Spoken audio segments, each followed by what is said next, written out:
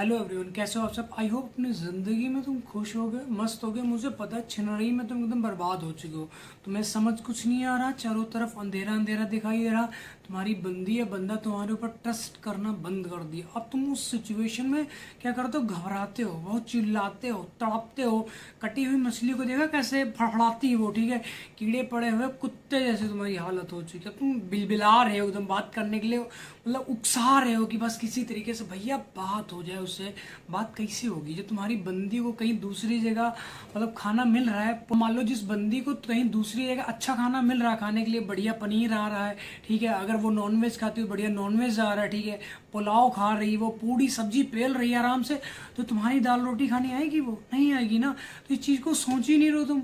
बस एक चीज़ को सोच सोच के पगलाए जा रहे हो, भैया उसने हमें छोड़ा क्यों। बस ये चीज़ तुम्हें नोच नोच कर खा रही है। शेर को देखा कैसे मीट फाड़ फाड़ा कहता है, वैसे पार्टनर की जो यादें हैं वो तुम्हें नोच नोच कर खा रही हैं।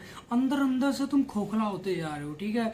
बहुत बड़ी प्रॉब्लम बन चुकी है कि तुम्हारी बंदी तुमसे बात नहीं कर रही है। अब मेन मुद्दे पर आते हैं, तुम्हारी बंदी तुमसे बात कैसे करेगी। वो टॉपिक समझना पड़ेगा तुम्हें। जब तक तुम नहीं समझोगे तब तक ऐसा नालायकी पना वाली हरकतें करते रहोगे, ठीक है। समझ तुम कुछ पाओगे नहीं। जैसे किसान है कि अपना खेत जोता है, अब वो वहां से शहर से कोई बंदा आके उसमें मतलब मक्की बो दे तो उसमें पैदा हो जाएगी? नहीं हो पाएगी, क्योंकि उस किसान को ही पता उसमें खाद कितनी डालनी है, पानी कितना देना है, उसमें बीज कौन सा डालना है, कितना डालना, सारी चीजें वही तो मेंटेन करके रखेगा ना। ऐसे सेम डॉक्टर क्या है, ठीक है। अब बुखार है तुम्हें, तुम्हारे पिछवाड़े में निमोनिया का टीका थोड़ी ठोक देगा वो? नहीं ठोकेगा ना, क्योंकि अगर तुम्हें बुखार है तो सिंपल सा फंडा है, वो तुम्हें बुखार की ही दवाई देगा। जैसे यहाँ पर आए हो, मेरी वीडियो को देख रहे हो, समझ रहे हो चीज़ों को, तो हमारे पास कुछ एक्सपीरियंस है, चाहे वो 10 साल का है, 12 साल का है, ठीक है। उसके बिहेवियर बात करते हैं, चीज़ें समझाते हैं तुम्हें, ठीक। एक ही बंदी या बंदी के पीछे तुमने भागना नहीं है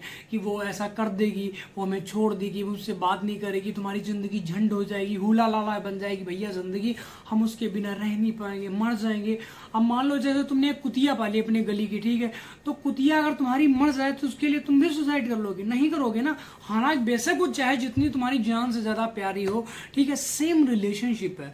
अगर कोई बंदा बंदी तुम्हारी जिंदगी से चला जाता है ना, तो तुम्हारी जिंदगी में ऑप्शन है, जैसे सामने वाली बंदी की जिंदगी में ऑप्शन है, वो किसी की मतलब थर्ड पर्सन के लाइफ में एंट्री मार चुकी है, तो तुम्हारी भी तो जिंदगी में कोई लड़की एंट्री मार सकती है या कोई लड़का एंट्री मार सकता है। ऐसा तो है नहीं उसके चले जाने से तुम्हारी जिंदगी खत्म, तुम्हारे चेहरे पे एकदम तेजाब बन गया, तुम्हारा कोई कुत्ता कान खींच के ले गया, तुम्हारी लात कट गई, तुम्हारा हाथ कट गया, तुम्हें धुंधला दिखाई देने लग गया, तुम्हें बवासीर की बीमारी होगी। कुछ हुआ नहीं हुआ, सिंपल सा फंडा। जैसे हाँ वो एक होता है, जिस टाइम पे ब्रेकअप होता है, ब्रेकअप के बाद जीना बहुत मुश्किल सा होता है, बहुत टफ होता है, चीजें मतलब भुला ही नहीं जाती। जो तुम्हारा पास्ट रहा होता है कि यार वो तो हमें गले लगाती थी, वो तो हमारे साथ सेक्स कर लेती थी, वो तो हमारे गालों को खींचती थी, वो आगे अपना दुपट्टा हमारे सिर के ऊपर डालती थी, उसके बाद में एक दूसरे को किस करते थे। हर बहुत इमेजिन कर करके जो तुम जिंदगी जी रहे हो ना, उसके तुम अच्छाइयाँ सोच रहे हो, सिर्फ अच्छाइयाँ। उसकी बुराइयां भी तो सोचो ना, कि वो कैसे तुम्हें गालियां देती थी, कैसे उसने अपने दोस्तों के बीच में बुला के तुम्हारी बेइज्जती करती थी,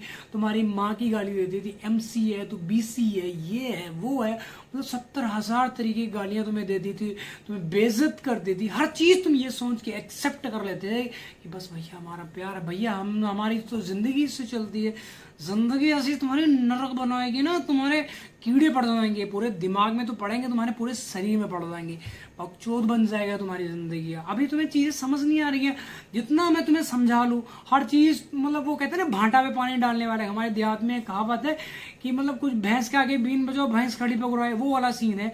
हम यहाँ पे भौंक रहे हैं, हम कुछ तुम्हें समझा रहे हैं, बस तुम्हें ये चीज यहाँ पे जब तक तुम ये वीडियो देखोगे तब तक तुम्हें कुछ चीजें समझ आएंगी।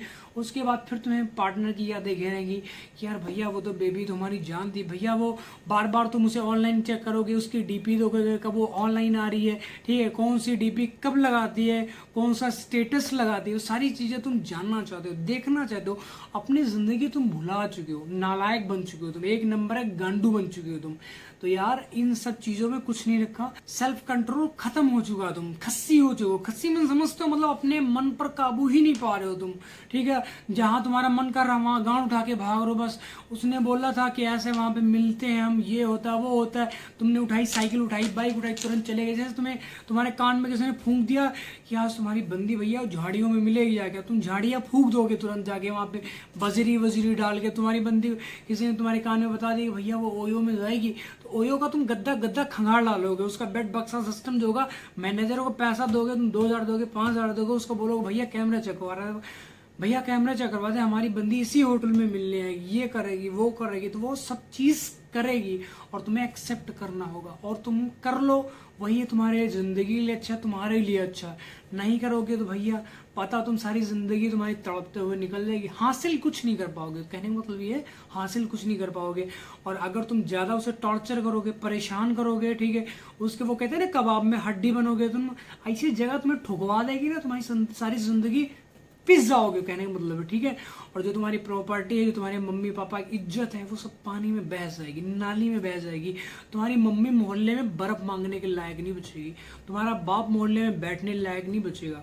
तो इन चीज़ों को समझो यार, तुम्हारी इज्जत है, तुम्हारे बाप की इज्जत है। कुछ सोचो अपनी ज़िंदगी के बारे में और कुछ अपने बारे में सोचो, कुछ अपने बाप की इज्जत के बारे में सोचो। भगवान ना करे कभी कुछ ऐसा सीन हो जाए ना, तो बचा लो यार अपने आप को, कहने का मतलब। और ये तुम्हें लगता है कि तुम्हारी बंदी सिर्फ तुमसे प्यार करते हो तो तुम हो एक नंबर के चूतिया, मारे जाओगे।